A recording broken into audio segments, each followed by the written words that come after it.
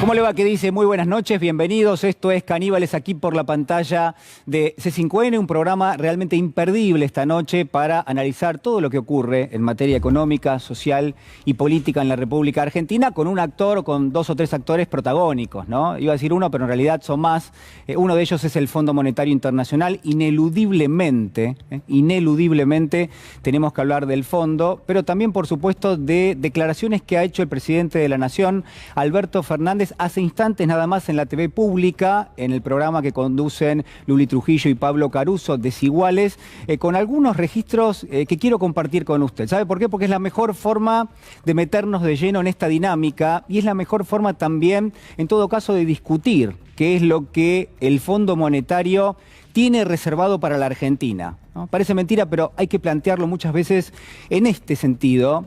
Y además desde este programa hemos insistido una y otra vez que el acuerdo con el Fondo Monetario era indispensable para ser firmado, porque obviamente la Argentina no podía comenzar un camino, un derrotero que lo llevase a un default, un camino a lo desconocido, como dijo el presidente. Yo coincido totalmente, pero al mismo tiempo advertíamos que lo que se estaba firmando, bueno, dejaba un grado de discrecionalidad enorme. ¿Para qué? Para la discusión ulterior, para la discusión posterior. Bueno, parece mentira, pero algo de eso ya viene pasando en las últimas horas en la República Argentina. Primero vamos a compartir esta definición del presidente de la Nación, Alberto Fernández, hace instantes nada más sobre el Fondo Monetario Internacional. Escúchelo. Yo tengo la impresión que es como que nos sacamos una soga del cuello, que era el problema del fondo, que nos tenía absolutamente condicionado, absolutamente limitado, sin poder proyectar hacia el futuro, y que nos sacamos esa soga y podemos empezar a transitar el camino que debemos transitar. Y siento que eso es un buen momento. Es un buen momento si lo sabemos aprovechar, obviamente. Es un buen momento en un contexto repleto de dificultades. Pero lo que sí estoy seguro es que hemos logrado sacarnos un problema, que era la angustia de pensar que este año teníamos que pagar 19.000 millones de dólares. Y que sabíamos que no había ninguna posibilidad de hacerlo. Eso me parece que es un paso adelante, que obviamente hubiéramos querido no hacerlo. Obviamente nosotros no tomamos esa deuda. Obviamente nosotros no hubiéramos querido que esa deuda se tome. Obviamente estamos pagando las consecuencias de los que sí tomaron esa deuda. Bueno, está clara la definición del presidente, ¿no? 19.000 millones de dólares, 20.000 el año próximo. La verdad que era a todas luces impagable. Ahora la pregunta es, ¿con qué nos quedamos de este lado? ¿Cuál es en todo caso el acuerdo, llamémoslo de esa manera, que el Fondo Monetario celebró con la Argentina y que la Argentina consensuó con el fondo? Y en todo caso, ¿cuál es la dinámica que ha operado en las últimas horas y que a mí me lleva a plantearle una hipótesis? La hipótesis de que en general lo que vamos a estar viendo es una negociación permanente de aquí en adelante. Y que en una negociación siempre hay dos y que esos dos en todo caso habrá que mensurar cuál es el despliegue que pueden tener, cuál es la ecuación de fuerzas, si uno es más importante que el otro en un contexto internacional y en todo caso si hay una asimetría en esa discusión. Y permítame decirle que sí, que hay una gran asimetría. Y de hecho el propio Fondo Monetario, y esta es mi hipótesis, empezó ya a presionar a la Argentina. El directorio aprobó el día viernes, hace apenas algunas horas nada más, el acuerdo. El board del Fondo Monetario lo aprobó el día viernes.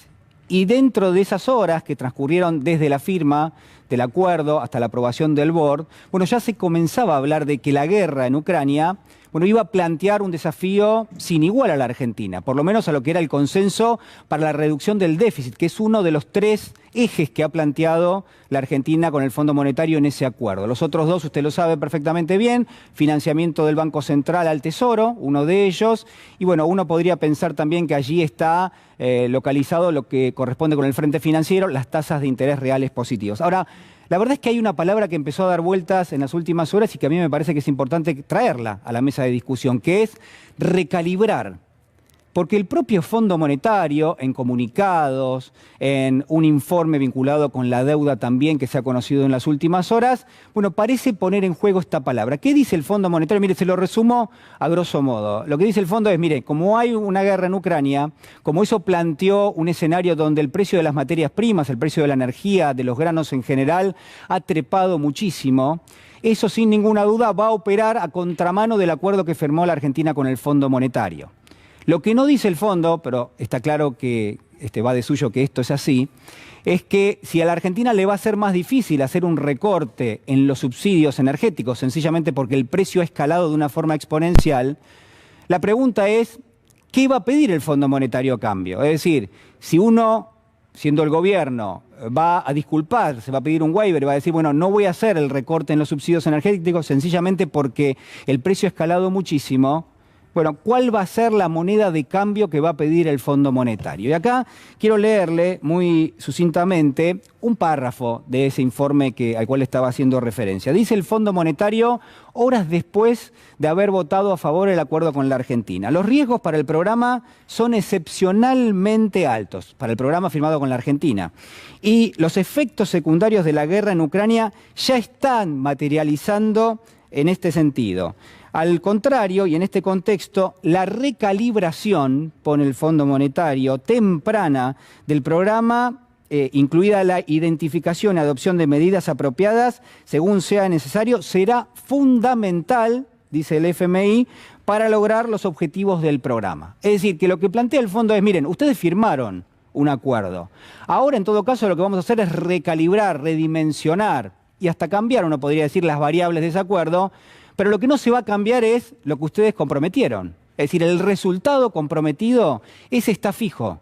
En todo caso, tendremos que discutir cuáles son los medios para alcanzar ese resultado. Y esta lógica opera a todas luces bajo todo punto de vista y bajo todo documento que uno quiera revisar de las últimas horas y que ha emitido el FMI. Entonces mi hipótesis es, la presión, entre comillas si quiere, ya empezó. La renegociación de ese acuerdo ya empezó. Y la pregunta es, bueno, por esta asimetría que se traslada directamente al bienestar de los argentinos, ¿qué va a pasar con ese Fondo Monetario cuando venga a la Argentina? Porque, dicho sea de paso, hay otra clave que quiero compartir con usted esta noche.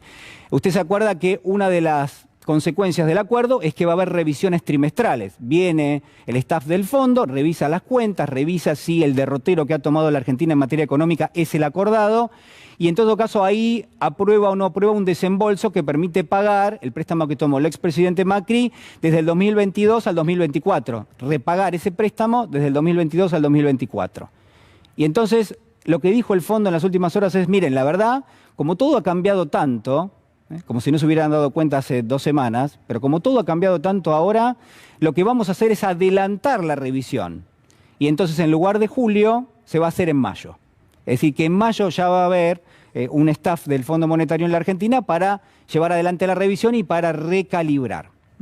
Al margen de esto que le estoy planteando, uno se pregunta, bueno, ¿acaso el Fondo Monetario no tiene la expectativa de que en el año 2024, con el nuevo gobierno, habrá una renegociación y que eso va a ser, en teoría, uno podría pensar mucho más fácil para el fondo, para imponer determinado tipo de políticas? Mire, sí. Y de hecho lo ponen, yo no lo quiero hacer largo en el arranque, pero la verdad que hay hasta un párrafo señalando eso, diciendo, bueno, el repago del préstamo del 2022 al 2024 abre una puerta para renegociar y para llevar adelante lo que son reformas estructurales. Usted sabe que el directorio del Fondo Monetario son los países miembros del fondo, representados, obviamente, donde los países más poderosos económicamente, entre ellos Estados Unidos, tienen mayor peso en la votación. Y cuando se revisa cómo ha sido la votación para la Argentina, donde se aprobó por unanimidad, lo que se descubre es que un paso previo a esa votación por unanimidad era la posición de algunos países que se mostraban contrarios a aprobar el desembolso para la Argentina. ¿Y qué era lo que planteaban esos países? Mire, muy sencillamente lo que planteaban es la Argentina tiene que hacer las reformas estructurales. Entendemos que del 2022 al 2024 eso no va a pasar, pero tenemos la firme convicción de que eventualmente hacia adelante, del 2024 en adelante, esas reformas estructurales va a haber que hacerlas. Me parece interesante también compartir la definición sobre el Fondo Monetario, sobre el acuerdo, del expresidente Mauricio Macri, que ha reaparecido públicamente también en las últimas horas. ¿Sabe por qué? Porque hay un contraste bastante importante entre esto que le digo y lo que él piensa. Tuvo que tomar deuda porque heredamos un déficit fiscal monumental y que el Congreso es el que aprueba el presupuesto, se resistió sistemáticamente a bajarlo a la velocidad que había de bajarlo, y también nosotros habremos cometido nuestras fallas en no bajarlo en algunas cosas más rápido. ¿Pero en qué se gastaron esos 45.000 En reemplazar deuda que ya millones? tenía la Argentina. La Argentina tenía deuda que vencía, como el kirchnerismo podía volver, esos que tenían bonos no querían refinanciar la deuda, y el fondo que son los otros países, otro aprendizaje. Ya no vamos a creerle más que el fondo es el cuco. El fondo es el espejo que muchos años los argentinos nos quisimos mirar, porque es el espejo de los otros países. Pero la realidad es que el mundo nos ayudó de verdad. Nos dio un préstamo importante para ayudarnos. Un préstamo que vale la mitad de la tasa de interés que valían los préstamos que teníamos. O sea, era ventajoso para la Argentina tomar ese préstamo. Bueno, era tan ventajoso que realmente hoy la situación es de incertidumbre, ¿no? Paradójicamente, se cerró un acuerdo con el fondo, eso debiera operar positivamente incluso para la Argentina en términos financieros, porque se supone que uno recurre al Fondo Monetario porque es el prestamista de última instancia, porque te presta barato en comparación con los inversores privados, y al mismo tiempo porque cuando cerrás un acuerdo con el fondo hay una especie de efecto confianza que hace que vos rápidamente, o por lo menos en un periodo determinado, puedas recuperar credibilidad en el mercado de deuda internacional y a partir de allí empezar a emitir deuda para repagar la anterior. Lo que decía Macri es mentira, por supuesto, usted sabe. El gobierno del expresidente Macri propuso un plan económico que solamente cerraba tomando deuda en dólares. Primero se tomó durante 2 años una cantidad fastuosa de deuda con los inversores privados, con los fondos de inversión, y cuando el plan era tan insustentable que incluso los fondos de inversión se daban cuenta que no iban a poder obtener el repago de esos bonos, bueno, no tuvo más remedio el expresidente Macri que recurrir al Fondo Monetario. Ya sé que algunos me van a decir, quería hacerlo, porque las políticas se parecen. Por último, para terminar, y para abonar un poco más mi hipótesis de que la presión ya empezó y que la renegociación ya está en marcha, y en todo caso discutiremos después qué capítulo le cabe a lo que ha sido la realmente impresionante movilización del 24 de marzo, a el despliegue que ha operado en la calle La Cámpora, por ejemplo, cómo es la discusión hacia adentro del Frente de Todos y cuál debiera ser la conformación de esa mesa de las decisiones de carácter económico de aquí en adelante. Lo que quiero mostrarle ahora es otro documento que ha pasado bastante inadvertido. Hoy Ezequiel Burgo, el periodista, lo daba a conocer y me parece un hallazgo realmente importantísimo, porque el Fondo Monetario, mire, ya de alguna manera nos acerca lo que es una especie de mapa de calor. ¿De qué? De la situación financiera de la Argentina. Y entonces hace un comparativo. Fíjese, a ver, cuál es el mapa de calor del año 2018. Esto es 2018, Nicolás Dujovne como ministro de Economía, renegociando la deuda con el Fondo Monetario, y hay 3 ejes allí, ¿no? Nivel de deuda, financiamiento y perfil de deuda. Mapa de calor significa, bueno, en amarillo las cuestiones que están para ser revisadas, en rojo aquello que resulta alarmante, en verde lo que supone que está bien.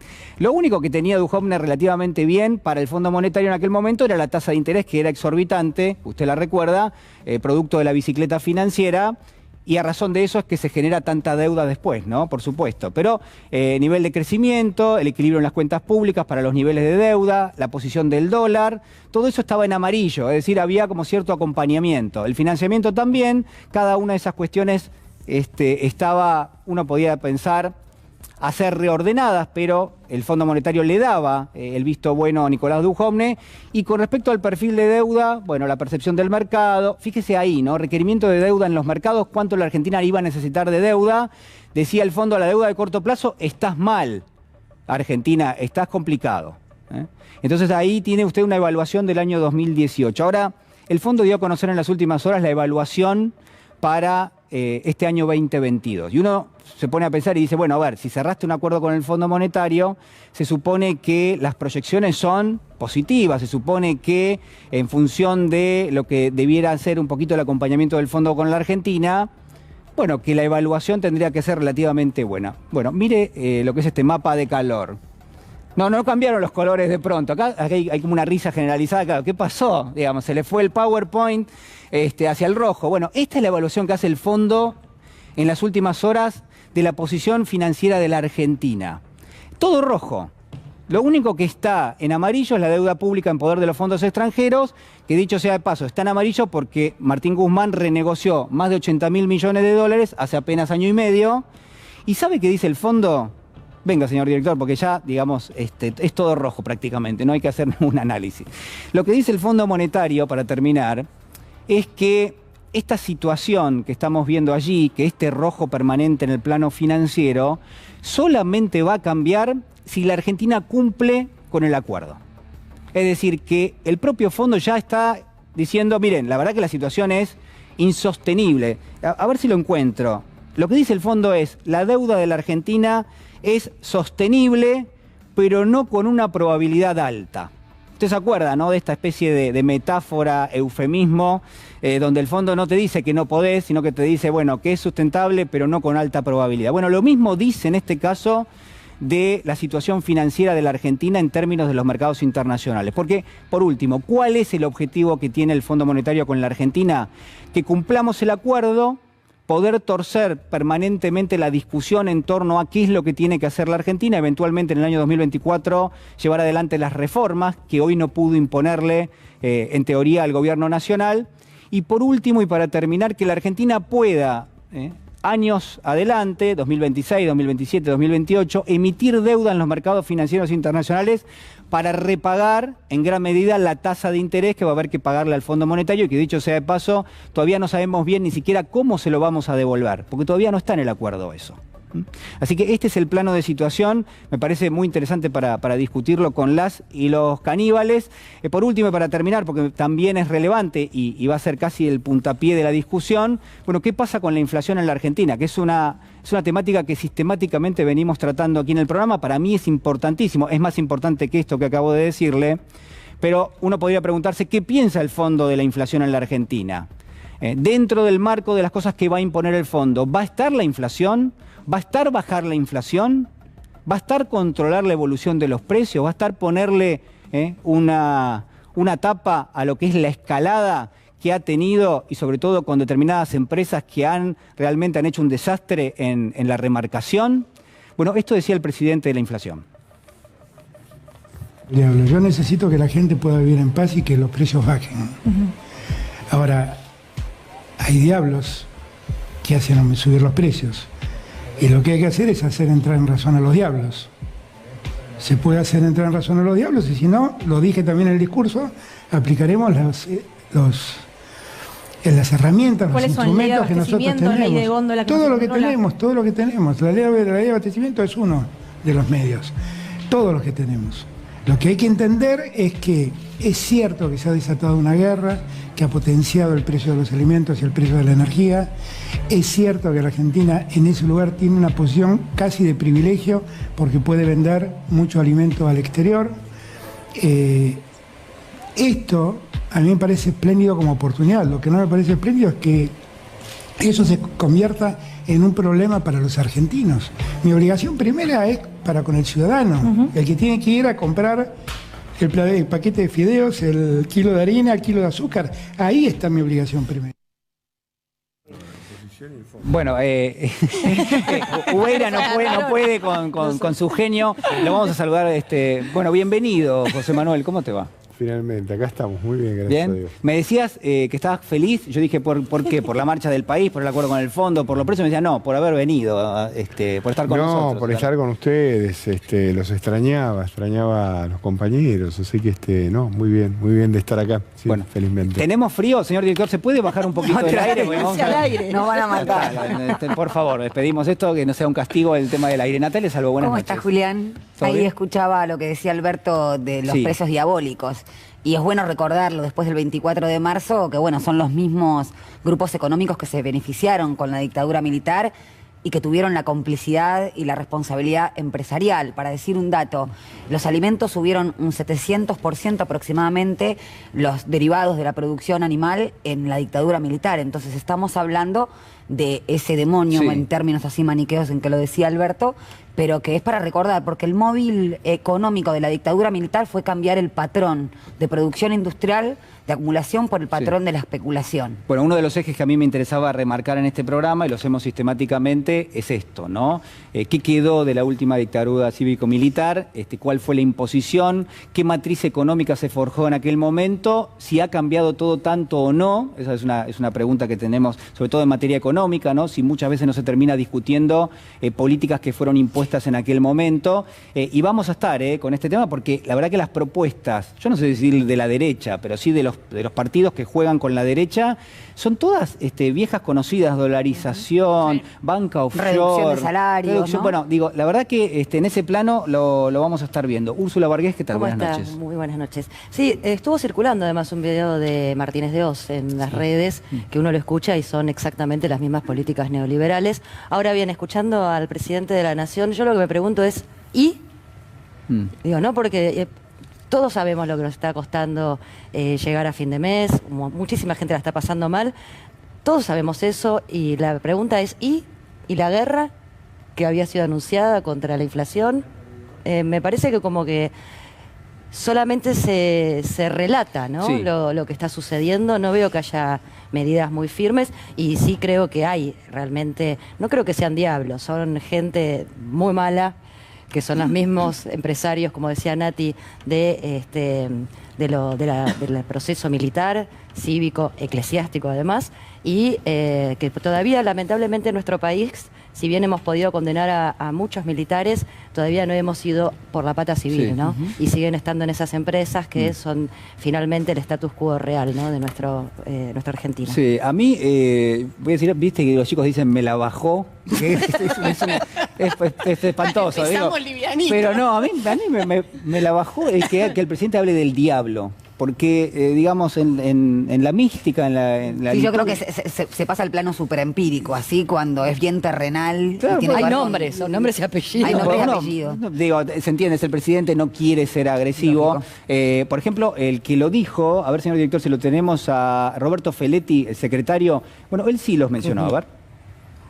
Aceleración de los últimos 3 días de la semana pasada es lo que determina la convocatoria que nosotros hacemos el lunes con el ministro Culfas, es lo que determina las inspecciones cuyos resultados leí hoy, y nombré los productos más afectados, un aumento promedio del 14,5%. Eso es especulación pura. Porque yo puedo entender que una empresa me dice, mirá, tuvo un problema de costo, el girasol se fue, está pasando, viene a la Secretaría, pregunta y pide una pauta distinta.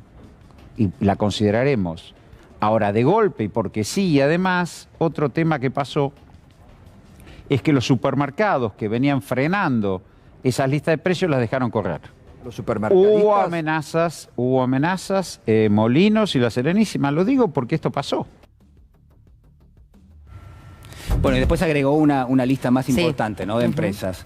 Liliana Gender, buenas noches, ¿cómo estás? ¿Qué tal? Buenas noches. Contentísima porque volvió Ubeira. Sí, Quiero ¿no? Hay decir como que un como efecto- él no tiene Twitter, en mi Twitter, en Sí. el de Natalia y en el de Úrsula, el club de fans todo el tiempo nos pregunta. No, sí. Así que te agradezco mucho que hayas vuelto porque te extrañamos, pero también porque te quiero decir que tenés un club de fans. Pero hablando de esta situación, dos cosas que quiero remarcar. Una, la emoción de la marcha del 24. La calle, retomar las calles, encontrarnos, abrazarnos, llorar, escuchar a las madres, verlas chiquititas, cuidarlas mucho porque están grandes, y me conmueve decirlo. Éramos un montón y, como dice Natalia, hay mucha gente a la que le molesta mucho vernos en la calle. Ahora, también es importante señalar que este ajuste que estamos viviendo y que lo que se viene y que muchas personas advirtieron que se venía con mucha claridad, está ligado a una política claramente de la dictadura. El vandalismo que se ejecutó con la memoria de Walsh hay que señalarlo como un hecho trascendente, porque es la apertura de la derecha antidemocrática que empieza como si fuera un juego, vandalizando una estación de subte, a plena luz del día, sacándose fotos, sacando videos, mostrando lo que están haciendo, lo cual lo convierte en una situación de provocación todavía mayor, no solo por la figura amada de Rodolfo Walsh, sino por lo que significa atentar contra la democracia. Hay una nota que recomiendo de Luciana Bertoia, por la cual le han pegado muchísimo en las redes, donde va señalando estas pequeñas situaciones de la derecha antidemocrática, antisemita, xenófoba, que empieza a señalar con Bullrich, con Ritondo, con representantes políticos, con representantes de la política, donde se reabre, Julián, una discusión que vimos en la tele acerca de, pero entonces los terroristas que maten, ¿estaba bien? Y se reabre una discusión que creíamos saldada. Bueno, la noticia es que no está saldada. La noticia es que los derechos que creíamos que estaban consolidados no están consolidados, que vienen por los derechos, porque para poder sostener el ajuste tiene que haber represión. Lo vivimos, lo sabemos y algunas de nosotras lo recordamos. Entonces me parece que la plaza, la gente, el abrazo, las fotos de las y los desaparecidos, que son 30.000, y el vandalismo de Walsh, hay que vivirlo como una situación altamente peligrosa. No le bajemos el precio. Bueno, por supuesto es parte de nuestro programa, así que lo vamos a estar analizando. Me parece bien, es esa conexión que siempre marcamos y que me parece que tiene que estar en nuestro análisis. Lo voy a saludar ya a Artemio López, que está con nosotros. Artemio, ¿cómo estás? Buenas noches. Muy bien, muy contento. Tengo que decir que estoy contento por el retorno de Ubeira. No me queda otra. Pero está bien, sos un miembro fundador de Caníbales, ¿o no? Exactamente. Bueno, yo creo que soy, junto con Natalia, los que estamos. No me bajen el precio a mí ahora. El compañero Ubeira. Compañero Ubeira. Estamos desde el inicio. Bueno, lo que pasa es que yo logré colocar un ministro y el otro quise colocarlo, pero quedó en secretario de Comercio. Bueno, lo cual no está mal. Pero bastante. No, pero la señora me debe estar amando. La de Feletti no te quiero contar. No, pobre Feletti lo tenemos ahí trabajando todo el día. Primero le voy a dar la bienvenida a José Ignacio de Mendiguren. ¿Cómo te va, Vasco? ¿Qué decís? Buenas noches. Muy bien. Y tengo un regalo para vos, Vasco, porque como decíamos en la mesa, hay muchísimas ideas nuevas que han regresado. Por ejemplo, la de la dolarización, que hoy se plantea como una gran novedad, que uno ve otros medios de comunicación donde se discute la posibilidad y se dice, bueno, con eso vamos a terminar con la inflación. Pareciera la solución mágica. Este es el informe. ¿La solución es dolarizar para vos? ¿$1, $1? Yo digamos soy mucho más radicalizado en eso, más todavía que la dolarización. Yo ya estuve reunido, no este fin de semana, hace 2 fines de semana, y ahí, por ejemplo, estuvimos discutiendo todo el programa económico. ¿Cómo sería? 11 horas, y de esas 11 horas, 3 horas la dedicamos a dolarizar. Si yo soy presidente, yo dolarizo la economía, o sea, hago este ejercicio, digamos, dólar, la moneda que vos quieras. O sea, yo me comprometo frente a la población dolarizar. Y si la casta política no me lo deja hacer, llamo un referéndum. Vas a ver lo que dice la gente. Dolarizar, podés dolarizar después de una hiperinflación. Es muy difícil dolarizar antes de una hiperinflación. Esto es lo mismo que pasó en Ecuador. Ecuador dolarizó después de una hiper. Previo a una hiperinflación es complicadísimo, muy complicado. No coincido con ese tema de la dolarización, no coincidí en el 2001, me parece que esa no es una salida que le permita al país poder recuperarse, me parece que lógicamente hay que construir un plan de estabilización, ordenar los recursos, tenemos que tener orden fiscal y un proyecto de desarrollo, de crecimiento, digamos, un proyecto que esté ligado al mundo del trabajo. ¿Usted está en contra de la dolarización? Yo nunca estuve a favor porque eso perdería la soberanía monetaria el país.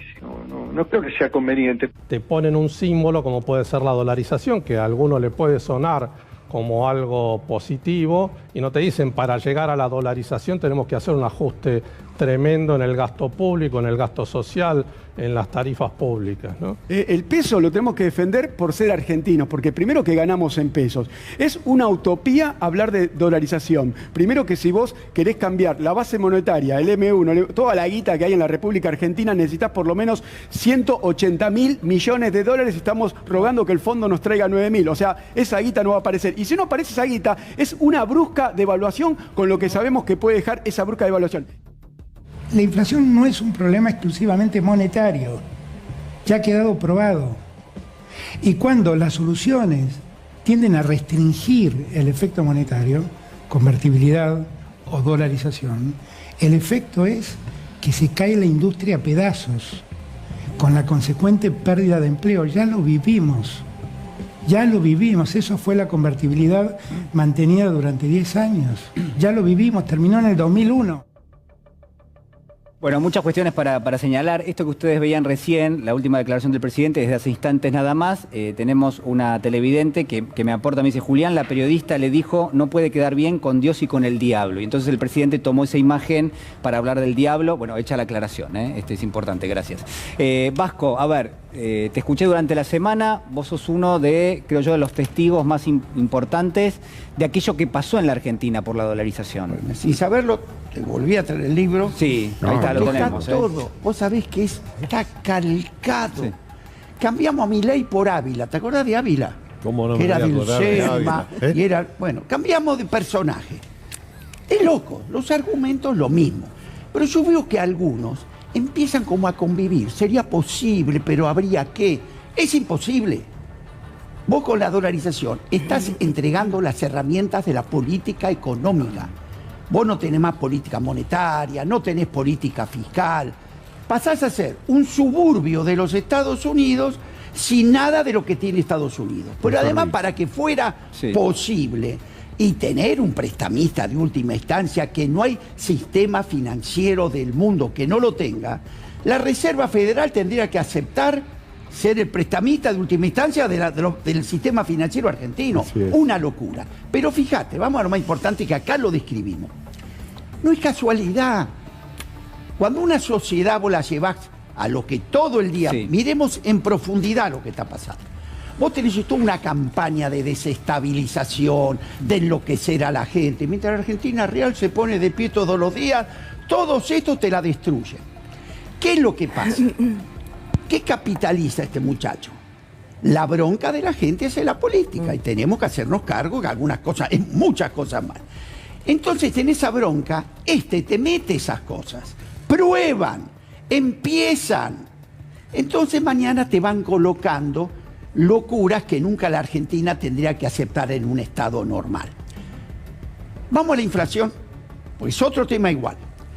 Los argentinos tenemos que entender que la actual inflación de la Argentina es absolutamente distinta a todas.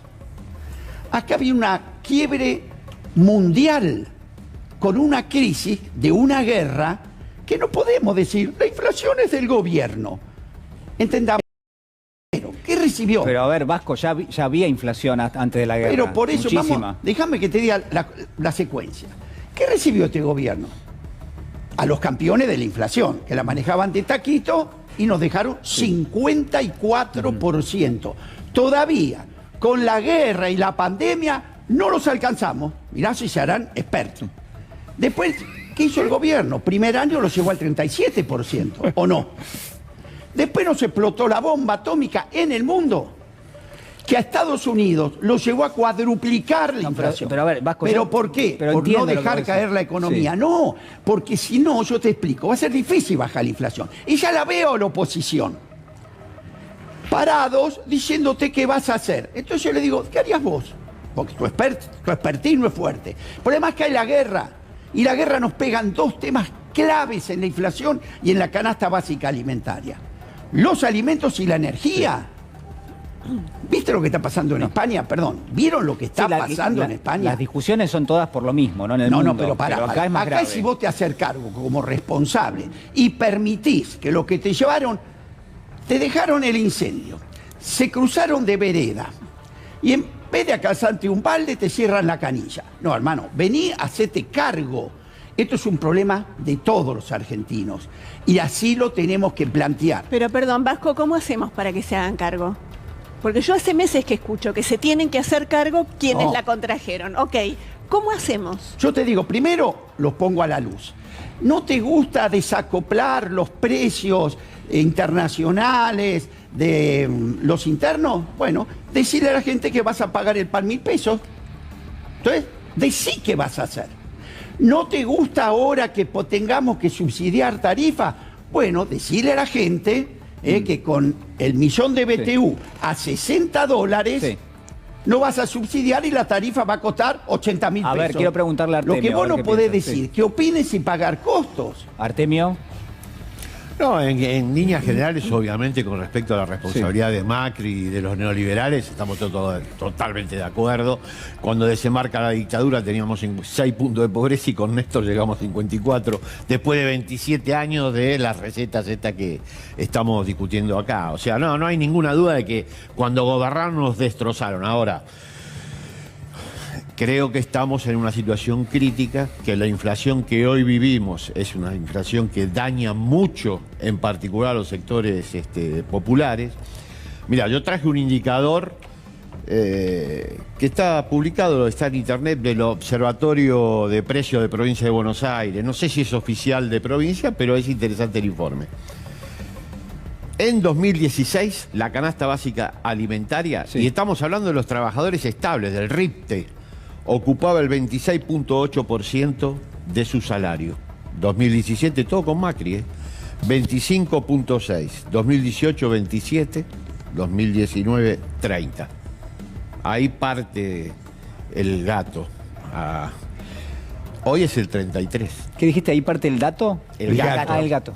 Ahí se termina el gobierno de Macri con esta participación. 30.1% del salario de RIPTE promedio era destinado a la canasta básica. Hoy tenemos 33%. Es efectivamente una situación muy crítica, porque más allá de los análisis macro, con los cuales yo coincido con de Mendiguren, las condiciones de vida cotidiana, las condiciones materiales de existencia de la gente han empeorado de manera ostensible. Bueno, y finalmente eso tiene tanta importancia, o para mí más, que los análisis macro en los que podemos coincidir. Es una inflación muy dañina, y en particular sobre los sectores populares. Y ya aconteció este aumento del impacto de la canasta antes de la guerra. Bueno, me haces acordar a algo que escuché el fin de semana, Eduardo Aliberti, le mandamos un beso grande, en su programa de radio, marca de radio, que decía, bueno, baja un alienígena, baja alguien de Marte, y dice, bueno, ¿cómo está la economía? Está creciendo 8 puntos. Vos decís, bueno, listo, el gobierno va a reelegir. Y no, y si le mostrás las cifras de apoyo al gobierno, son bajas realmente. Entonces, bueno, hay algo en el medio que no está funcionando bien. Yo creo que hay generación de empleo, sin ninguna duda, se generaron más de medio millón de empleos. Pero 7%. El nivel salarial es bajísimo. No, ahí tenemos un problema muy estricto. Cabe duda, pero si nosotros también. Que creo, en vez de ir a lo no lo tomes como una crítica personal, no, al contrario, yo sé que vos pensás de que no hay salida sin salario. No hay salida sin recuperación del poder adquisitivo, el salario, pero la definición política está. El gobierno anterior, ante el primer ajuste que le ofreció al fondo, fue sacarle el 13% a los jubilados. Y nosotros lo que estamos diciendo ante el fondo, el primer ajuste no va a ir por salario, no vamos a hacer la reforma laboral, no es lo mismo. Yo lo que estoy enojado, ¿con qué? Franco, con nosotros mismos. Porque en este momento no da para pelear entre nosotros, sí para pelearnos adentro. Tenemos que cerrar la puerta, lo dice Sergio Massa todos los días. Los trapitos sucios se limpian adentro, porque le hacemos el trabajo a los demás. Cuando vos ves que te vienen avanzando con la dolarización, cuando vos ves que te vienen tirando piedras para enloquecer a la gente sin ninguna solución, nos van a barrer a todos.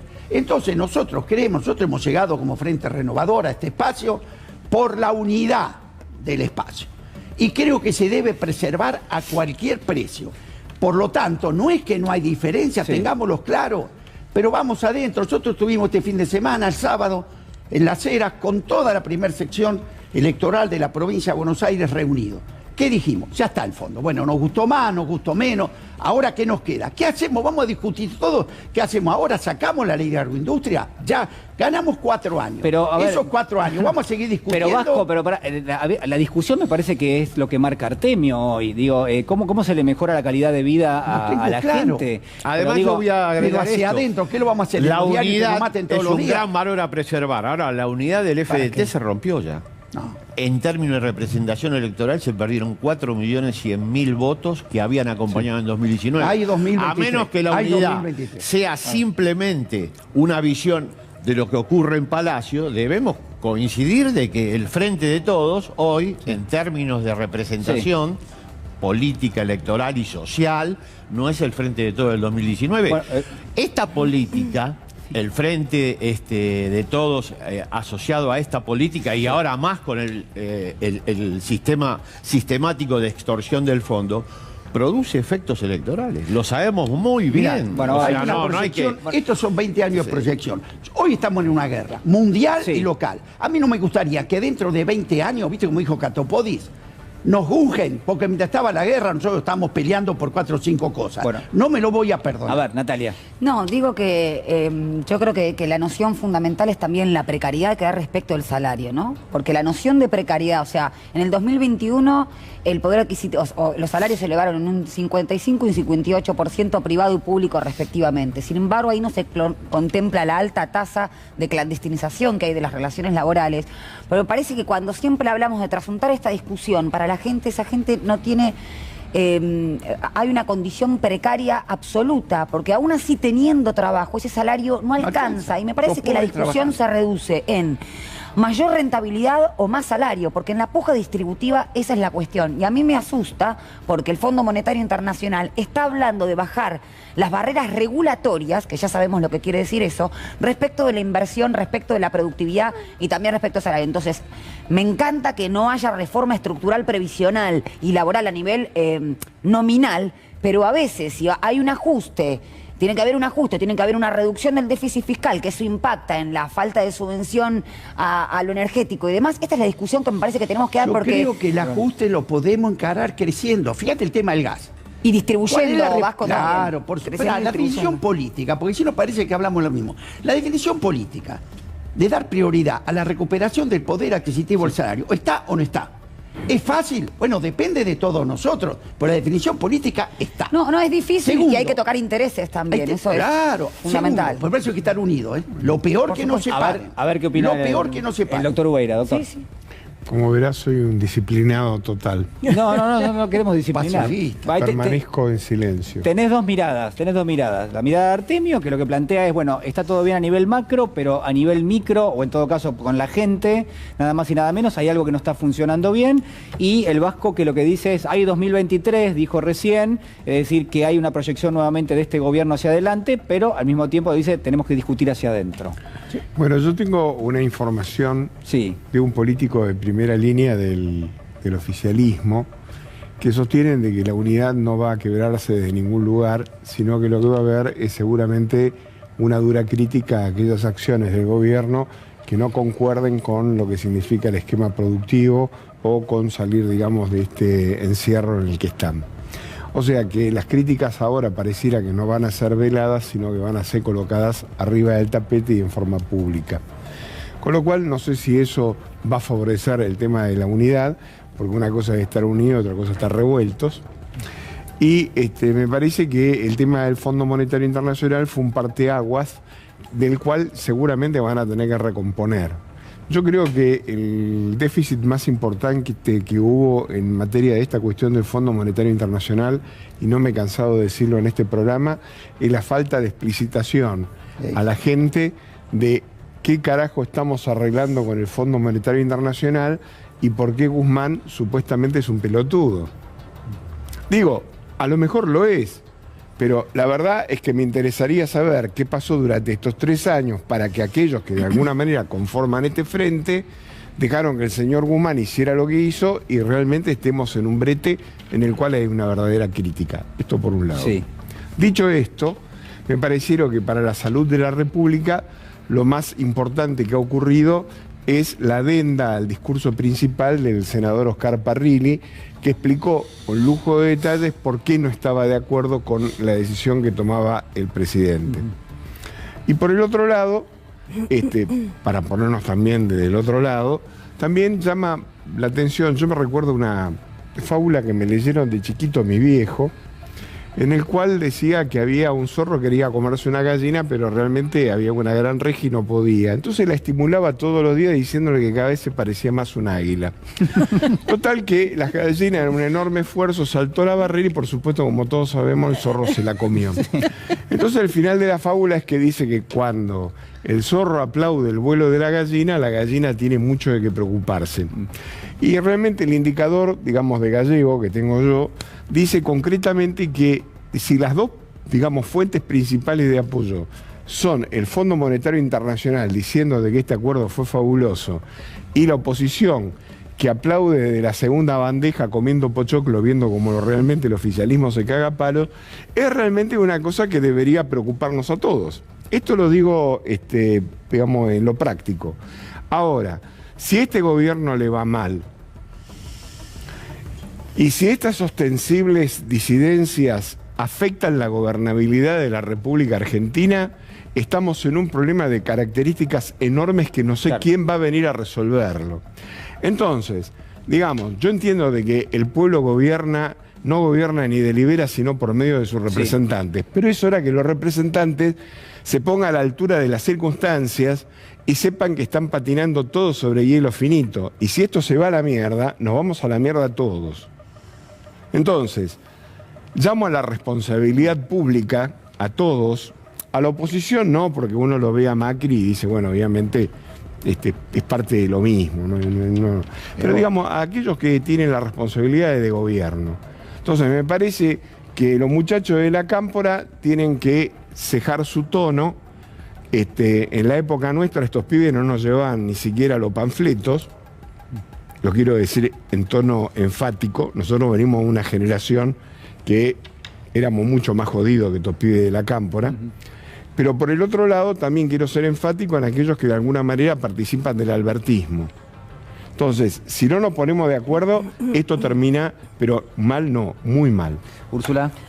Sí, escuchaba con atención. Yo igual soy pienso que a mí no me molestan las diferencias dentro de un bloque, y sobre todo siendo un frente. Sí me parece que hay que ser astuto y no dejarse quebrar, pero mostrar distintas ideas dentro de un frente político. Yo en algunas cosas hasta incluso lo celebro, que no sea tan todo verticalista, pero me parece que también, y sumado, que creo que lo más grave, y lo hemos dicho constantemente en este programa, es justamente las clases populares. Me parece que también hay ciertas clases que sí pueden comer hoy todavía, y que están un poco desilusionadas con esto, como decía yo al comienzo, de, bueno, Vicentín no. La guerra contra... no. Vamos, tampoco. Sabemos quiénes la fugaron, vamos con... no sé qué. Hoy nos enteramos que hasta el vicepresidente de la Corte Suprema sacó del... No fugó porque era legal. Sí. Bueno, digo hoy como una forma de decir, bueno, sacó su dinero. Entonces digo, cuando lleguemos a encontrar a quienes realmente la fugaron y todo, van a votar esta Corte Suprema en contra de justamente intereses que ellos mismos utilizaron para sacar dinero al otro día de las PASO, por ejemplo, en el caso Rosenkrantz. Y yo creo que es muy importante comer, pero creo que cuando se votó a este gobierno y viniendo de los 4 años de la macridemia que vivimos, estábamos esperanzados en poder dar una batalla, de poder meter un par de goles al status quo siempre establecido. Y me parece que eso también saca hasta incluso ganas. Digo, más allá también, lo más importante, comer. Pero hay un gusto a que no se puede tocar nada y nada más se cuenta, ¿no? Que la discusión, me parece, Úrsula, tiene que ver con esto. Es decir, hay crecimiento económico y la novedad es que ese crecimiento no ha, no me gusta decir la palabra decantado, no ha traccionado. No ha llegado a la gente. No llegó. Constantemente que nos cuenten algo pero yo siento eso, que me cuenten algo que yo vivo. Me interesaba en relación a esto que decía Gallego. Sí. No estoy de acuerdo. Creo que es con todos. Creo que es con la Cámpora. Creo que es con el albertismo. Creo que no todos los chicos de la Cámpora, como decís vos. Me parece que no hay que subestimar a un grupo de militantes que desde muchos lugares en todo el país están poniéndole la vida y lo mostraron en la marcha del 24. Que habrá gente que, como decís vos, comparado con nuestra propia generación, recién están empezando a hacer, qué sé yo, sí, pero no nos pongamos en esa cosa adultocéntrica de que los verdaderos héroes fuimos nosotros, porque somos los setentistas y fuimos los que peleamos con la dictadura. Lo digo porque me parece que hay cierta manera de descalificar no solo a la cámpora, sino a cada uno de los grupos. Contra la dictadura. Fuimos los que peleamos contra la dictadura. No te quepa duda, yo tengo la misma edad que vos, si por un poquito a lo mejor hasta soy mayor que vos, así que por supuesto que fuimos los que peleamos contra la dictadura. Somos los que sobrevivimos y tenemos la responsabilidad de contarlo y de pelearla mucho más que el resto. Pero lo tenemos que hacer incorporando a las y los jóvenes, porque si no los incorporamos y de entrada le decimos porque vos no sabés ni siquiera pegar el afiche, lo que estamos haciendo es una exclusión grosera de una militancia que yo en lo personal admiro profundamente. A mí verlos marchar el otro día en la cantidad tan enorme que no salieron en los diarios. Imagínate, si hubiera hecho, es muy interesante lo que decís, Lili, porque la lectura de los medios hegemónicos que conocemos hicieron de la marcha no tenía que ver con conmemorar a los 30.000 desaparecidos, a los compañeros y compañeras que ya no están. No fue tampoco si era multitudinaria o no, solo era la demostración de poder fuerza, de la cámpora para mandarle un mensaje a Alberto mandado por Cristina. Es decir, una marcha que vienen haciendo desde el año 2016. Exactamente. A mí me parece muy importante porque da esperanza y no una esperanza vacía por la cantidad de jóvenes que había allí con esas profundas convicciones. Yo creo que generacionalmente es muy importante aquellos que vivieron la última dictadura cívico-militar. Yo nací en el año 78. Nosotros somos los adolescentes que vivimos el menemismo, con una idea absoluta de antipolítica, con una idea de nostalgia respecto de la política, y la verdad que Néstor y Cristina Kirchner nos devolvieron la noción de conflicto puesta arriba de la mesa. Es fundamental, creo fundamental, no quedarse en el posibilismo, ¿no? Como hablábamos el programa pasado, y dar la discusión celebrando la incorporación de pibes y pibas, como vimos también las mujeres en la ley de interrupción voluntaria del embarazo, como vimos también en relación a muchas conquistas. Creo que esta también es la verdadera disputa, ¿no? La democracia frente al silenciamiento de voces. Bueno, nos vamos a meter de lleno en ese tema, si les parece bien. Antes le quería dar la palabra al Vasco de Mendiguren, que querías decir algo, Vasco, recién. Sí. Primero, yo a lo mejor le pongo mucho eje a la producción, todo, porque es lo que más vivo todos los días. Y creo que hay dos países. Es que a la gente no le llegamos, no cabe duda. Pero crecimos al 10 y pico. Sin haber crecido, no le íbamos a llegar nunca. Que para llegar a la gente también se hicieron cosas, como fue el turismo, porque ahí sí hay una amplitud, pero no dejemos de ver cómo hubo una política activa para que el turismo, que le da trabajo desde que vende la tota frita en la ruta, al taxi del pueblo, al hotel, se hizo una campaña extraordinaria para llegar. La desocupación al 7. ¿Estamos bárbaros? No, porque estamos en una guerra. No acá, en el mundo. ¿Qué digo yo entonces? La Argentina que yo veo, la Argentina real, está trabajando. Miren el campo, cómo tenemos el conflicto que tenemos con la dirigencia del campo. Termina Coagro, lo dijo La Nación y Clarín, récord de asistencia, 1.500 millones de dólares de inversión. Los principales, lo que quieras ver en el campo. Entonces yo cuando veo a Patricia Bullrich arriba del tractor y a López Murphy hablando del campo, que en su gestión nos dejaron 13 millones de hectáreas hipotecadas en el Banco Nación, algo mal estamos haciendo, porque ese sector hoy tendría que aplaudirnos. Los productores, no la dirigencia. La industria lleva 15% de crecimiento prepandemia. Y entonces, ¿qué tenemos que hacer? Sacar, por favor, las leyes al campo. Si no le ponemos un segundo piso, dentro de 4 años estamos discutiendo lo mismo con el fondo.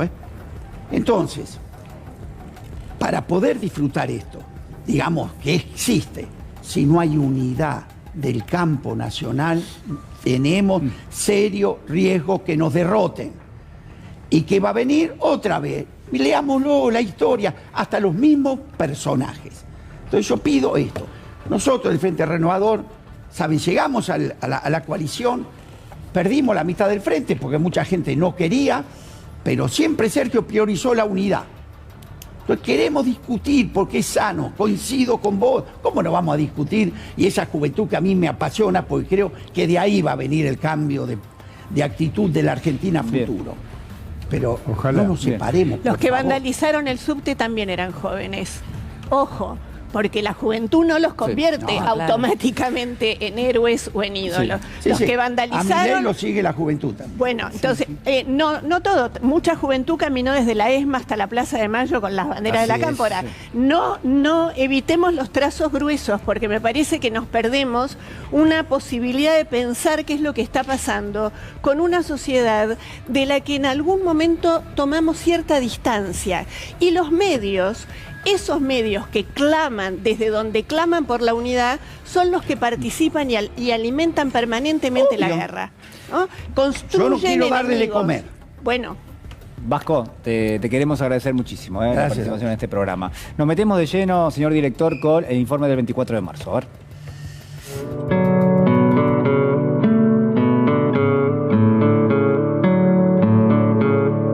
Cuando la gente es parte de un gobierno, cuando lo banca, cuando hace lo que tiene que hacer, lo malo es menos malo y lo bueno es más bueno.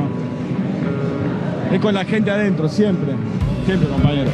Esto es llevar el 24 de marzo a todas las calles de la ciudad de Buenos Aires, que aparte vemos que a veces es una ciudad que tiene tendencia a votar aquellos que quieren ocultar lo que hizo la dictadura, o que te discuten el número de compañeros detenidos desaparecidos, que directamente reivindican, digamos, el accionar de la dictadura. Entonces yo quiero que la ciudad de Buenos Aires, vote como vote, no pierda la humanidad y no pierda la sensibilidad. Después, lo que quiera. Esos discursos negacionistas, por ejemplo, en Alemania hay un consenso entre las fuerzas políticas, y hasta hay políticas públicas y leyes que tratan de acordar, de tener mucho cuidado con el negacionismo. No hay que volver con discursos que niegan la desaparición, el asesinato y la tortura, porque hay juicios, hay pruebas, la justicia falló. La dictadura y los gobiernos antipopulares, como el de Mauricio Macri, por ejemplo, han dejado una deuda que es un condicionamiento para todo nuestro pueblo. Significa revivir la memoria, que es lo único que no pudieron hacer desaparecer. La memoria que le debe transmitir a las nuevas generaciones que en este país hubo una dictadura militar que abrió 340 campos clandestinos de detención donde reinaba la tortura. A nosotros nos sirve para reafirmar convicciones, para evaluar, para conectar con un hecho que está en la memoria, que parece que está a 46 años, pero que está más presente que nunca, porque lamentablemente las discusiones siguen siendo las mismas, la fractura económica, productiva, social, cultural y humanitaria que dejó el genocidio todavía nos siguen afectando como sociedad, y lamentablemente venimos de un proceso de neoliberalismo reciente, así que seguimos con las mismas discusiones, con el fondo de nuevo en la Argentina. Me parece que es fundamental poder generar este tipo de liturgia que motiva a la militancia. Cuando nosotros le decíamos a la sociedad argentina que había que soportar y había que bancársela con los fondos buitres para que no ingresaran a la Argentina, era porque no queríamos que pasara lo que estamos viviendo hoy. Y lo dijimos en todos los idiomas posibles. Obviamente nosotros no manejamos los canales de televisión, y ustedes habrán visto estos últimos 50 días que se han dedicado todos los canales, no faltó uno, a criticar nuestra postura frente al Fondo Monetario.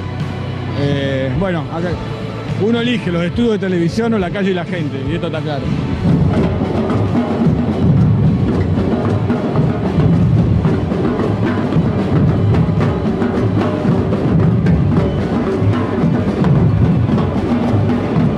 Se está gritando 30.000 presentes, que sigamos celebrando estos 24 de marzo en democracia.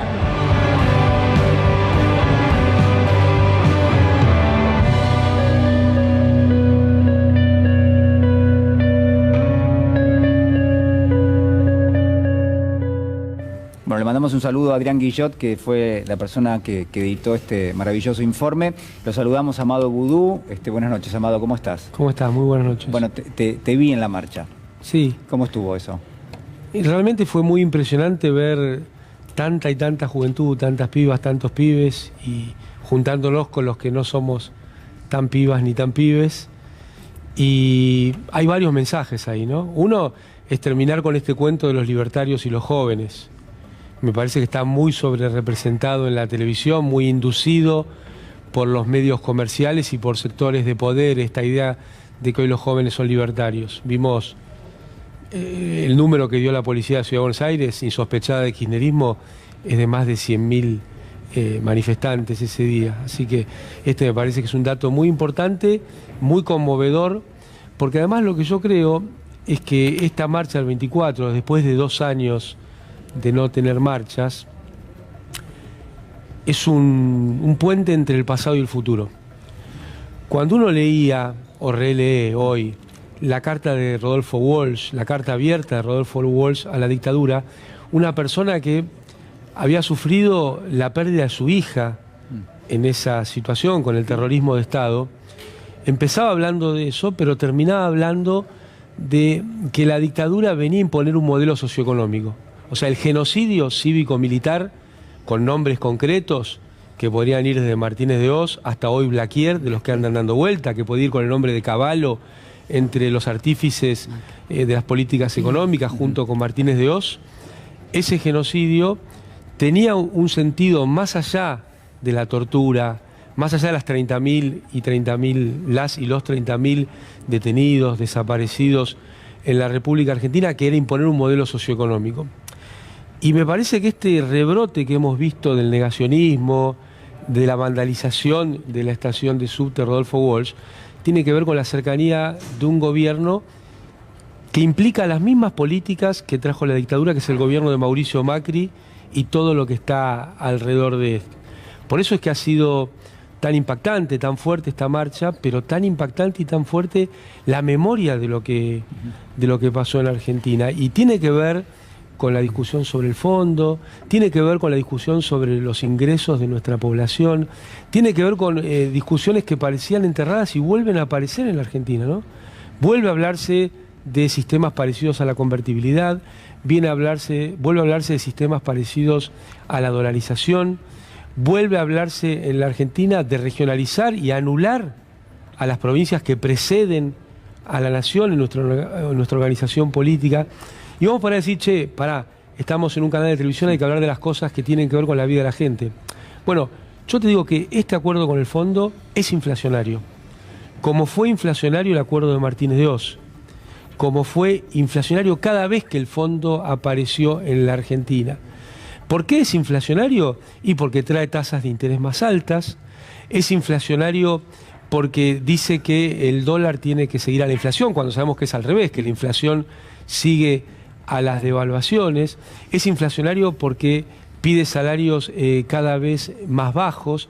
Es inflacionario porque pide aumento en las tarifas de los servicios públicos. Entonces, en un país que tiene tan deteriorada culpa de Mauricio Macri y de su equipo de economistas que ahora hablan de todas estas salidas, que ya lo hicieron con Prebisch y la revolución fusiladora, lo hicieron con Martínez de Oz y la dictadura genocida cívico-militar, lo hicieron con Cavallo y Menem, lo volvieron a hacer con De la Rúa y Cavallo nuevamente, pero también antes con De la Rúa y Machinea, y lo volvieron a hacer con Macri y, por ejemplo, personas como Patricia Bullrich, que le sacó el 13% a jubiladas y jubilados, pero también a las provincias de Argentina. Ojo, no es nuevo este tema de las provincias. La ley de déficit cero que trajo el fondo con De la Rúa, Patricia Bullrich, Sturzenegger, Cavallo, le sacó también el 13% a las provincias argentinas. Entonces digo, cuidado, que la situación en Argentina, los ingresos han quedado muy deteriorados por Mauricio Macri. Hoy, con 200.000 pesos, estás en el decil más alto de los ingresos de la República Argentina. Es decir, quien gana 201.000 pesos es del 10% que más gana. Sí. Artemio. Y para complementar esto, no solo es la extensión de la pobreza, si es el 50 que dejó Macri o lo que fuera, sino la magnitud. ¿Cuánto necesitas para sacar a una persona de la pobreza? ¿Cuánto necesitan las políticas públicas? Artemio. La última información con respecto a lo que dice Amado es que necesitas girarle un salario mínimo para poder superar la línea de pobreza a los hogares promedio. Pero con respecto a lo que planteaba Amado sobre la inflación y los salarios, no olvidemos que la dictadura tuvo un promedio inflacionario de 180% mensual con salario congelado, persecución a los dirigentes gremiales, un mecanismo de transferencia de ingresos descomunal. La última información que tenemos analizada por la consultora P por Q, la de Manuel Álvarez Agís, insospechado de macrismo ni kirchnerismo, objetivo, dice que efectivamente el salario promedio de los trabajadores privados registrados es de 107.000 pesos. La última información que tuvimos, dicha por el INDEC, es que una canasta básica ampliada, la línea de pobreza para la zona metropolitana, es de casi 90.000 pesos. Esa es la situación. Por eso ahí está de la Argentina. Ahí hay una clave. Ahí está la clave. Es el shock distributivo que venimos hablando hace 2 años. Natalia. No, digo, y que es también para hacer un hilo conductor entre lo que pasó en la dictadura, el gobierno de Menem y toda la flexibilización laboral. Tal como decía Walsh en su carta el 25 de marzo de 1977, se tenía que trabajar 18 horas, lo que antes eran 6 para conseguir lo mismo. Pero además, algo que me parece fundamental, para atar también. La fijación de salarios era la única determinación que hacía la Junta Militar, porque después se liberaron tanto el comercio exterior, o sea, el salario fue fundamental. Se habla de la liberación de las fuerzas productivas. Cuando Mauricio Macri intentó implantar la reforma laboral en el 2017, el antecedente de motivos de la ley decía exactamente lo mismo. Entonces, cada vez que se habla de flexibilización laboral es de precarizar. Y ayer este famoso mecanismo de redistribución regresivo del ingreso, que es lo que vino a hacer la dictadura militar y vienen a hacer todos los gobiernos neoliberales, porque la receta es siempre la misma. Y me parece que es fundamental ver, por eso digo, se cambió un patrón de acumulación productiva por uno de especulación financiera, que es lo mismo que vino a hacer el macrismo también. ¿Ya llegó? Sí, yo lo que puedo aportar es que el paralelismo que existe entre la dictadura militar y el gobierno de Macri es que en aquella época se implementó el Plan Cóndor, que nació después de la caída del gobierno de Allende, el 11 de septiembre, y se implementó en toda Latinoamérica. Ahora, como las dictaduras no garpan y es mucho más sencillo encontrar otras variantes, ataron los medios de prensa y los medios de comunicación sumados al sistema judicial. Entonces instauraron esta cuestión del lawfare. Y Macri repitió exactamente el mismo procedimiento que logró la dictadura militar durante todos esos años, pero de una forma mucho menos cruenta y mucho más polite, o sea, mucho más agradable a la imagen pública. Y es que logró, y es un éxito desde el punto de vista, digamos, goebbeliano, haber instalado un discurso que un sector de la sociedad compró sobre el tema de la corrupción, acorralar a todos aquellos que de alguna manera podían ser disidentes políticos o que podían ejercer una gran influencia política, como el caso de Cristina Fernández de Kirchner, y de esa manera, utilizando los recursos del Estado, creó un organismo paralelo, la Gestapo, a la que yo siempre aludí desde el primer día, que es la AFI, ligada directamente a los intereses más arpurios, más algunos truchos como de D'Alessio y toda esta banda, sumado a los judiciales, criminalizar todo lo que se podía llegar a criminalizar y de esa manera tener las manos libres para poder saquear la República Argentina. Por eso cuando yo lo veo a Macri, lo tildo de un auténtico ampón, que se rodeó de otra banda de ampones que están protegidos específicamente por los fueros, y no hemos desmantelado el sistema judicial, que sigue siendo exactamente el mismo que en la etapa de macrismo, con la misma Corte Suprema, y estamos esperando que los resultados sean distintos. Hasta tanto y en cuanto esa matriz no se cambie, todo lo que de alguna manera sean nuestros esfuerzos maravillosos, porque a mí el tema de la plaza, a ver, yo el 24 de marzo empecé a correr por los tejados. La tengo muy claro qué fue lo que pasó. Mis amigos están muertos y desaparecidos, y tengo amigos torturados, tipos que no se recuperaron nunca más en su vida. O sea, lo tengo perfectamente claro. Por esa es que la lucha de que con esta edad y, ganándome una enorme cantidad de enemigos, venga un programa como este para combatirlos a ellos, porque ellos están intactos, están como el primer día, frescos como lechugas, y tienen el poder real de la República Argentina. Entonces, 24 de marzo del 76, y Mañeto se va a dormir en la cama. Julián, si me permitís, perdón, Lili. Sí.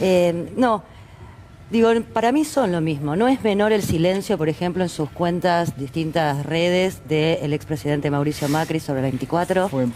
Tampoco Patricia Bullrich. Muy notable, ¿no? Muy indignados porque además que la gente se manifieste. Digo, y no es menor, y me gustaría mucho mencionarlo, porque en estos días he tenido la posibilidad de hablar justamente con mujeres y hombres que estuvieron clandestinamente torturados y que pudieron salir y contarla, que marcaban algo muy importante.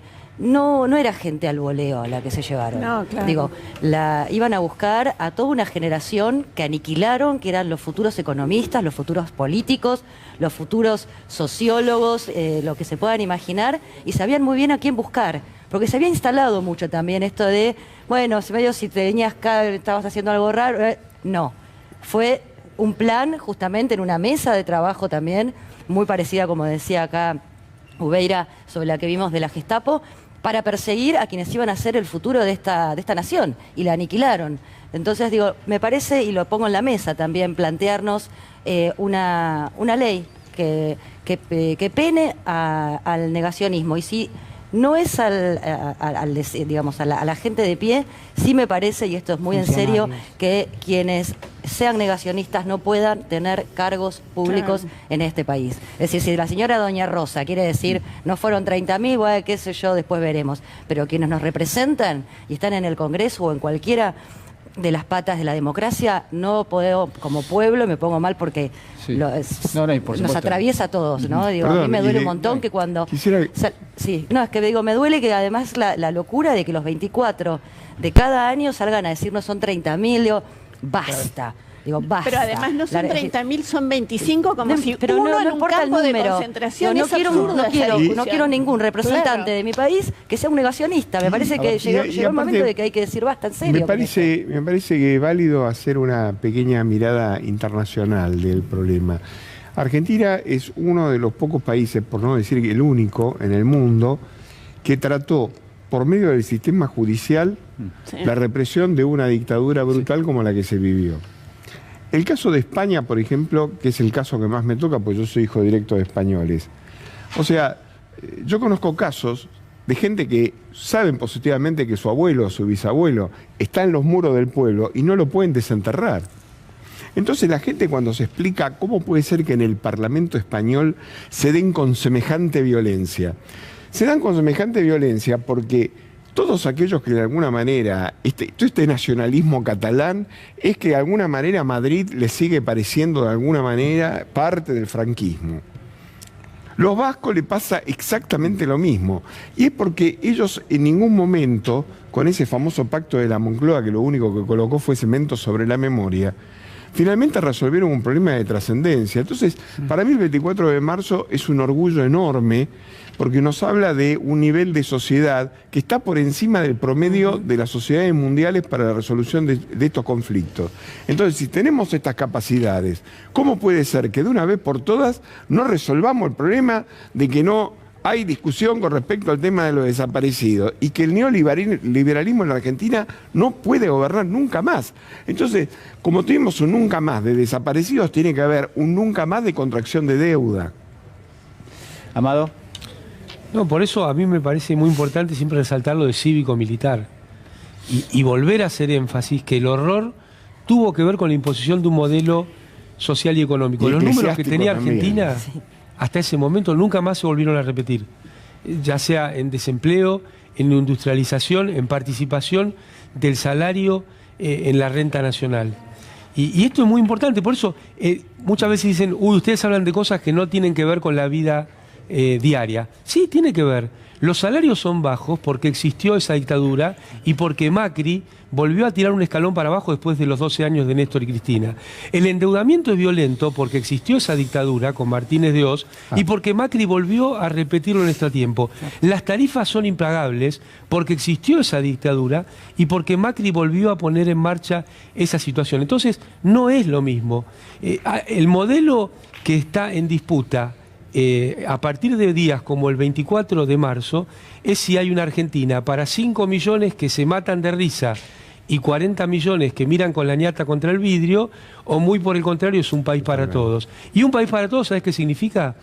que el pan sea un poquito del salario y no empiece a ocupar la comida el 30% del salario como ha sucedido, que los alquileres sean un poquito del salario y no pase como hoy, que tienen que volver a derogar la ley de alquileres, que las tarifas de los servicios públicos sean un poquitito del salario y no ocupen el 20-25% del salario como pasa hoy. Mirá, si no tendrán que ver estas cuestiones con la vida diaria de nuestras familias, de nuestros compatriotas. Artemio. Perdón. Artemio Reforzando un poco la idea que planteó Amado, la actualidad de la dictadura es porque efectivamente moderaron un país a su imagen y semejanza. Nosotros, los números que teníamos a mediados de los 70, no se pueden creer. Teníamos 2 puntos de indigencia después de 27 años de neoliberalismo cuando sube Néstor. Eran 27.6%. Teníamos 6 puntos de pobreza cuando asume Néstor. Digo cuando asume Néstor porque fue el que interrumpió el ciclo neoliberal en Argentina de 27 años. Esos 6 puntos eran 54. Desempleo era bajo con la dictadura, 2.8, pero los salarios estaban destruidos.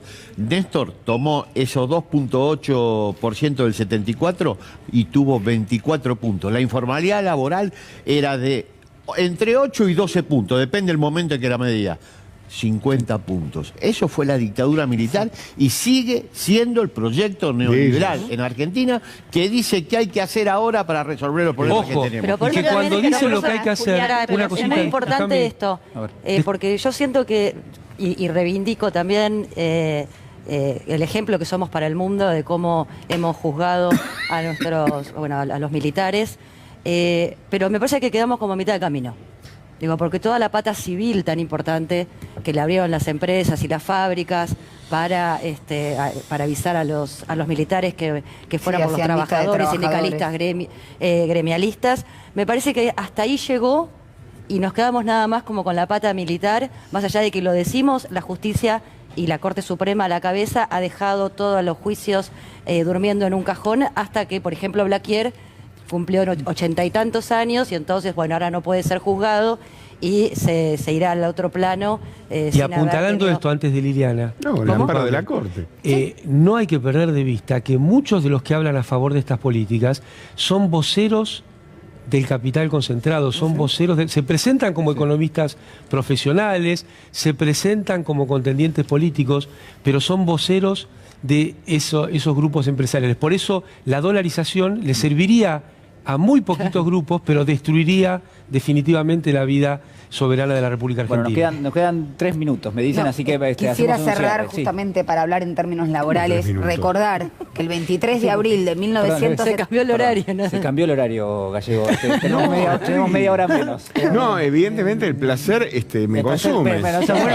Vamos a volver el domingo que viene, perdóname. No, por favor. Decía que el 23 de abril de 1976 se destrozó la ley de contrato de trabajo, modificando 99 artículos y suprimiendo 27, en donde se suprimían las cuestiones fundamentales, sobre todo teniendo presente que las desigualdades que crea la ley de contrato de trabajo es para paliar la que con anterioridad existe en el contrato de trabajo. Sucedió eso, el mismo 24 de marzo se intervinieron sindicatos, se proscribió el derecho de huelga, se prohibió la actividad gremial, se hicieron caer los mayores beneficios del convenio colectivo, se dio la posibilidad de suprimir total o parcialmente el estatuto docente, es decir, toda esta batería de medidas que era necesario para disciplinar al movimiento obrero y la normativa laboral sucedió en la última dictadura y Macri también quiso implementar algo similar. ¿Lili? Mercado de Economía Solidaria, Ciudad de Buenos Aires, calle Bonpland. Larreta, que es un apellido ilustre que viene de vieja data, estaba en aquellos tiempos, que escucha la palabra solidario y le agarra una cierta erupción y dice, no, eso no nos hace bien, y entonces cierra escuelas, las viandas llegan a los colegios con gusanos, me consta, intenta cerrar el mercado Bonpland, la gente está en la calle, están diciéndole que eso no lo puede hacer, basta de demoler, Horacio, te pedimos por favor respeto por la Ciudad de Buenos Aires, por sus calles, por su patrimonio histórico, no todo puede ser un negocio para poner galerías y shopping. Amado. Que si alguien piensa que el problema de la Argentina es que los salarios son altos, está mirando algo que no existe.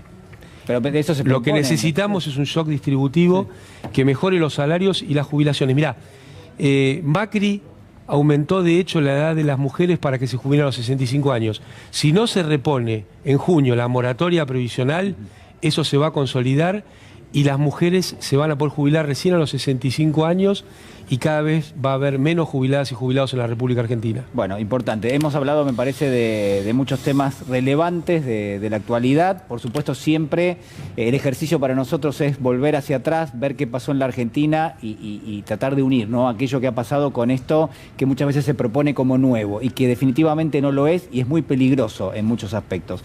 Les quiero agradecer muchísimo a todos. Espero que les hayan pasado muy bien. Por suerte nos cortaron un poquito el aire acondicionado, con lo cual estuvimos más cómodos. Ahora estaba para quedarse. Sí, ahora está lindo, ahora nos quedamos un ratito más. Bueno, muchísimas gracias a todos, nosotros hacemos una pequeña pausa. Muy bien, último minuto de programa aquí en Caníbales. Hemos, creo yo, abonado a una discusión importante, vinculada obviamente con lo que va a pasar en las próximas semanas. Esta semana, el día martes, el gobierno se va a encontrar con empresarios y con gremios. Allí la discusión va a ser por el tema precios. Ineludible discusión desde todo punto de vista, atravesada, por supuesto, por lo que es este acuerdo con el Fondo Monetario Internacional. De nuevo la pregunta, que me parece que vale para cerrar el programa. ¿Cuánto le interesa al Fondo Monetario Internacional que baje la inflación en la Argentina? ¿Acaso las recetas, acaso aquello que es hoy un compromiso de la Argentina con el fondo no va a ser o no va a tener un carácter inflacionario en nuestro país? ¿Qué es lo que podría generar eso? Y por último, ¿cuál es la responsabilidad que le cabe al gobierno nacional, a todo el gobierno nacional, a todo el espacio político que representa el gobierno nacional? ¿Y qué se puede hacer de aquí en adelante para tratar, creo yo, de solventar lo que es un peligro inminente? Lo que es un peligro enorme, que es que la oposición política está planteando medidas, recetas, está planteando ideas que ya hemos visto que no han funcionado en la Argentina y que han generado, creo yo, un deterioro realmente importante. Bueno, este es el cierre de Caníbales. Nos despedimos, nos reencontramos nosotros mañana a las 11 de la noche en Recalculando. Cuídense, ya viene el señor Roberto Petinato con su Hemos Probado de Todo. Chau.